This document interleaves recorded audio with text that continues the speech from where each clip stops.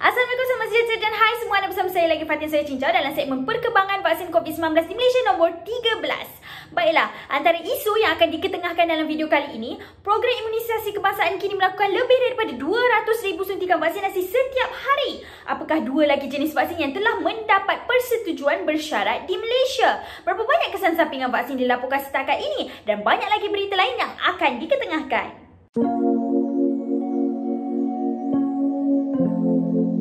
Malaysia telah meningkatkan vaksinasi harian dan telah mencapai 200,000 suntikan sehari pada minggu ini. Pada 15 Jun, sejumlah 215,876 dos diberikan dalam satu hari, terdiri daripada 160,226 dos pertama dan 55,650 dos kedua. Tak henti di situ, Malaysia berhasrat untuk meningkatkan kadar vaksinasi kepada 300,000 suntikan sehari dalam bulan Ogos. Berdasarkan sasaran JKJAV, Selangor, negeri paling ramai penduduk di Malaysia, akan mencapai imuniti kelompok menjelang bulan September. Dengan pembukaan lebih banyak pusat pemberian vaksin PPV dan pelibatan dari sektor swasta serta program vaksinasi secara capaian, mereka mensasarkan untuk meningkatkan kadar vaksinasi daripada 35,000 dos sehari dalam bulan Jun kepada 165,000 dos sehari dalam bulan Ogos. Seperti yang disebutkan oleh YB Khairi Jamaluddin, peruntukan vaksin untuk Selangor akan dinaikkan kepada 25% di bawah program imunisasi COVID-19 kebangsaan. Kementerian Kesihatan telah mengumumkan bahawa vaksin Pfizer kini dibenarkan untuk diberikan kepada kanak-kanak berumur 12 tahun ke atas. Ini adalah kali pertama vaksin COVID-19 diluluskan untuk individu di bawah 18 tahun di Malaysia. Menurut Menteri Kesihatan Dr. Adam Baba, golongan ini akan diberikan vaksin di bawah fasa 5 yang dijangka akan diadakan seawal bulan Ogos. Minggu ini, Malaysia telah meluluskan 2 vaksin yang hanya perlukan 1 dos sahaja setiap seorang. 2 vaksin yang dimasukkannya ialah yang dikeluarkan oleh CanSino Bio dari China dan juga Johnson & Johnson dari Amerika Syarikat.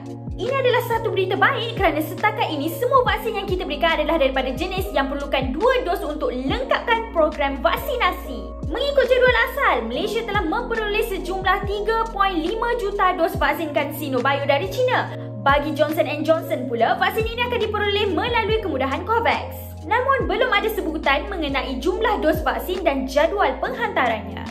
Vaksin 1 dos dapat membantu mempercepatkan program vaksinasi dan dapat digunakan untuk individu di luar daerah dan sukar dijangkau serta warga asing.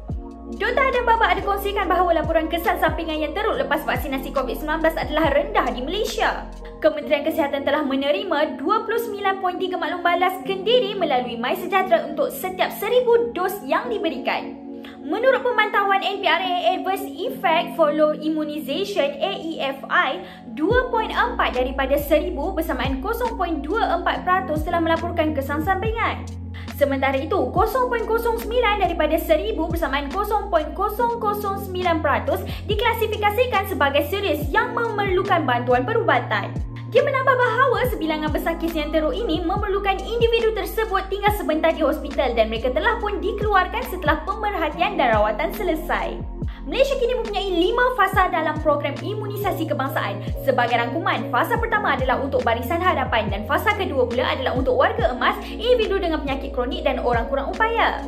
Fasa ketiga pula adalah untuk individu dewasa yang tinggal di Malaysia yang sihat. Sebelum fasa ketiga bermula, kini terdapat fasa 4 yang merangkumi sektor pembuatan.